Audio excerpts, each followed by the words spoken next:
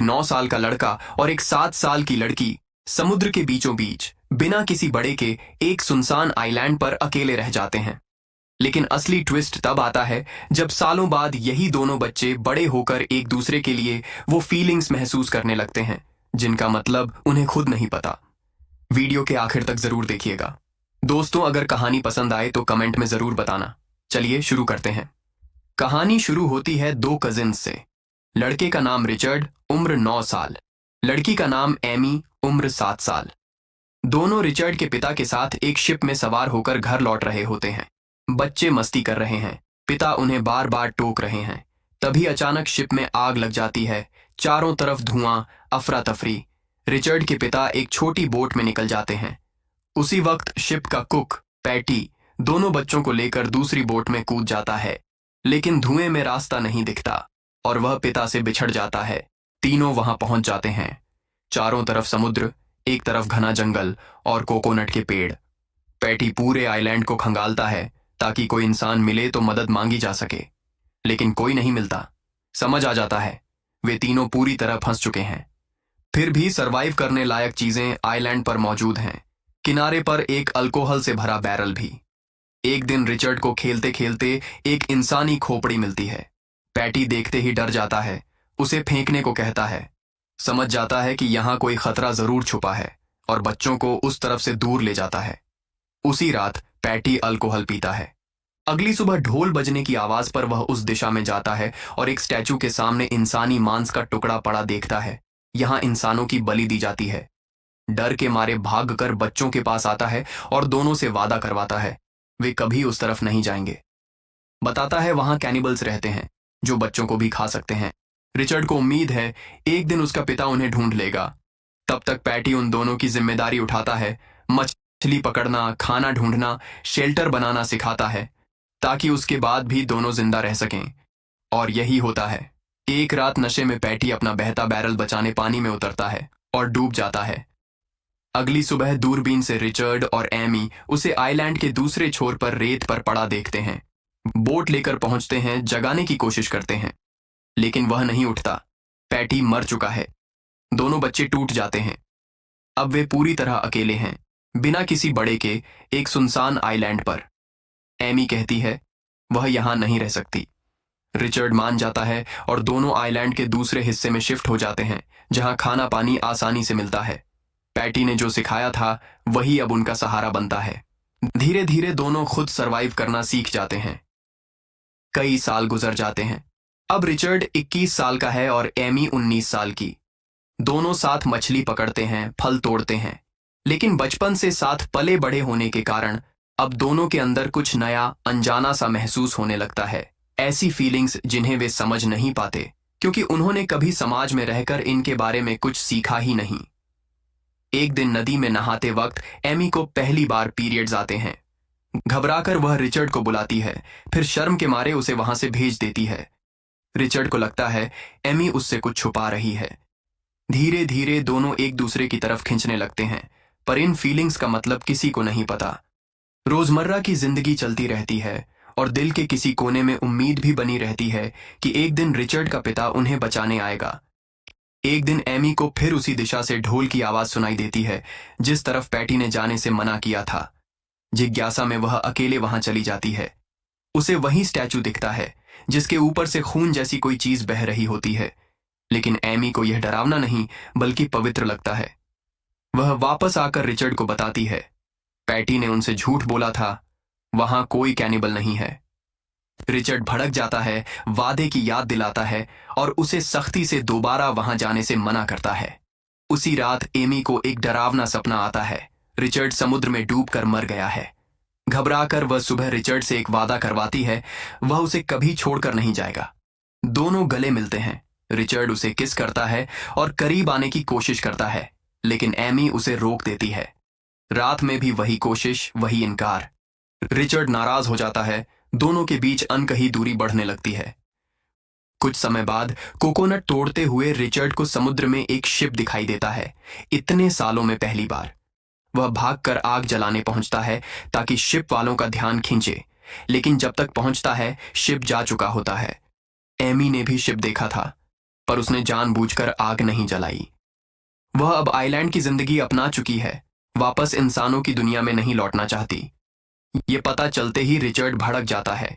अकेला आइलैंड छोड़ने की धमकी देकर बोट में निकल जाता है, लेकिन बोट खराब हो जाती है। वह पानी में गिर जाता है और मजबूरन लौट आता है। एमी मजाक उड़ाती है, यही अब हमारा घर है। तीखी बहस छिड़ जाती है, पुरानी बातें उछाली जाती हैं, गुस्से में कोकोनट फेंके जाते हैं। एक एमी को बच जाता है, दूसरा रिचर्ड के सिर पर लगता है। गुस्से में रिचर्ड एमी को थप्पड़ मार देता है और झोपड़ी से बाहर निकाल देता है। कहता है, ये घर उसने बनाया है, अब खाना नहीं देगा। टूटे मन से एमी स्टैचू के पास जाकर प्रार्थना करने लगती है। फिर एक दिन समुद्र से लौटते वक्त एमी का पैर एक जहरीली स्टोन फिश पर पड़ जाता है। जहर तेजी से फैलने लगता है। घबराया रिचर्ड उसे उस स्टैचू के पास ले जाता है, जैसा एमी कहती है। रास्ते में वह बेहोश हो जाती है। रिचर्ड डर के मारे प्रार्थना करने लगता है, उसे बचा लो। कुछ देर बाद एमी को होश आता है, वह ठीक हो जाती है। रिचर्ड कहता है, वह डर गया था कि अगर एमी को कुछ हो गया तो वह अकेला कैसे रहेगा। एमी पूछती है, क्या अब भी नाराज हो? रिचर्ड कहता है, नहीं। दोनों फिर से करीब आ जाते हैं। कुछ समय बाद दोनों आखिरकार उन फीलिंग्स को समझने लगते हैं जो अब तक अनजान थीं, और एक कपल की तरह आइलैंड पर रहने लगते हैं। महीने गुजरते हैं। रिचर्ड नोटिस करता है एमी के व्यवहार में कुछ बदल गया है। एमी कहती है, उसे खुद नहीं पता, बस तबीयत ठीक नहीं रहती, उल्टियां होती हैं। वह रिचर्ड का हाथ अपने पेट पर रखकर कहती है, अंदर कुछ अलग महसूस हो रहा है। रिचर्ड को अंदाजा हो जाता है कि कुछ है, लेकिन दोनों को प्रेगनेंसी की कोई जानकारी नहीं। वे बस इतना सोचते हैं, शायद एमी ज्यादा खाना खा रही है। एक रात रिचर्ड को फिर वही डामरू की आवाज सुनाई देती है। वह देखने जाता है और पाता है ट्राइबल लोग स्टैचू के सामने एक इंसान की बलि दे रहे हैं। डर के मारे भागकर एमी के पास आता है। तभी अचानक एमी को लेबर पेन शुरू हो जाता है। रिचर्ड मदद करता है और थोड़ी देर बाद एमी एक बेटे को जन्म देती है। शुरुआत में बच्चा रोता रहता है क्योंकि उन्हें नहीं पता कि उसे मां का दूध चाहिए। जैसे ही एमी उसे गोद में लेती है, बच्चा शांत हो जाता है। रिचर्ड एमी को बलि वाली बात भी बताता है। डर जताता है कि ट्राइबल लोग यहां आ गए तो परिवार को खतरा हो सकता है। साल गुजरते हैं, बेटा बड़ा होने लगता है। एक दिन तीनों समुद्र किनारे खेल रहे होते हैं, शरीर पर गीली मिट्टी लगाकर। ठीक उसी वक्त रिचर्ड का पिता कई सालों की तलाश के बाद शिप लेकर आइलैंड तक पहुंच जाता है, लेकिन दूर से मिट्टी में लिपटे तीनों को पहचान नहीं पाता। शिप वापस मोड़ लेता है। रिचर्ड और एमी ने भी शिप देखा था, पर उन्हें नहीं पता था कि उसमें उसका पिता है, और अब तक वे आइलैंड की जिंदगी को इतना अपना चुके हैं कि सिग्नल देने की कोशिश भी नहीं करते। कुछ दिन बाद रिचर्ड, एमी और उनका बेटा एक छोटी बोट में आइलैंड के दूसरे हिस्से में फल लेने निकलते हैं। रास्ते में दोनों अपना बचपन याद करते हैं। रिचर्ड फल तोड़ने चला जाता है, एमी बेटे के साथ किनारे रुकती है। इसी बीच बच्चा खेलते खेलते कुछ जहरीली बेरीज उठाकर बोट में रख देता है। एमी की नजर नहीं पड़ती। लौटने पर पता चलता है बोट किनारे से दूर बहने लगी है। बच्चे ने खेल खेल में पैडल पानी में फेंक दिया होता है। एमी पैडल उठाने की कोशिश करती है, नाकाम रहती है। वह रिचर्ड को पुकारती है। रिचर्ड तैरकर उनकी तरफ बढ़ता है। तभी एमी की नजर पड़ती है, उसके पीछे एक शार्क है। वह चिल्लाकर उसे जल्दी बुलाती है और दूसरे पैडल से शार्क को दूर रखने की कोशिश करती है। किसी तरह रिचर्ड बोट तक पहुंच जाता है, पर अब उनके पास कोई पैडल नहीं बचता।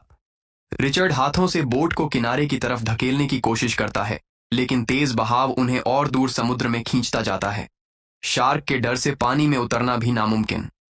तीनों 2 दिनों तक समुद्र में यूं ही भटकते रहते हैं। भूख से बेहाल उनका बेटा वहीं जहरीली बेरी खा लेता है। रिचर्ड और एमी उसके मुंह से निकालने की कोशिश करते हैं, पर देर हो चुकी होती है। वह निगल चुका है। दोनों को लगता है अब उनका बेटा मर जाएगा। हताश होकर बिना कुछ सोचे वे भी वहीं बेरी खा लेते हैं, साथ मरने के इरादे से। तीनों बोट में लेट जाते हैं, मौत का इंतजार करते हुए बेहोश हो जाते हैं। लेकिन असल में वह बेरी उतनी जहरीली नहीं थी। वे सिर्फ बेहोश हुए होते हैं, मरे नहीं। ठीक उसी वक्त रिचर्ड का पिता अपने शिप से दूरबीन में समुद्र की तरफ देख रहा होता है। तभी उसे दूर एक छोटी बोट नजर आती है। वह तुरंत अपने साथियों को इशारा करता है और सब उस दिशा में बढ़ते हैं। पास पहुंचने पर उन्हें रिचर्ड, एमी और उनका बेटा बोट में बेहोश पड़े मिलते हैं। घबराकर पिता पूछता है, क्या ये मर चुके हैं? उसका साथी जवाब देता है, नहीं साहब, ये सिर्फ सो रहे हैं। और इस तरह बरसों बाद रिचर्ड, एमी और उनका बेटा आखिरकार बच जाते हैं। उनकी आइलैंड वाली जिंदगी यहीं खत्म होती है। दोस्तों, अगर ये कहानी पसंद आई हो तो वीडियो को लाइक जरूर करें, चैनल को सब्सक्राइब करें और कमेंट में बताएं। अगर आपको पूरी जिंदगी किसी आइलैंड पर सिर्फ एक इंसान के साथ बितानी पड़े तो आप किसके साथ रहना चाहेंगे?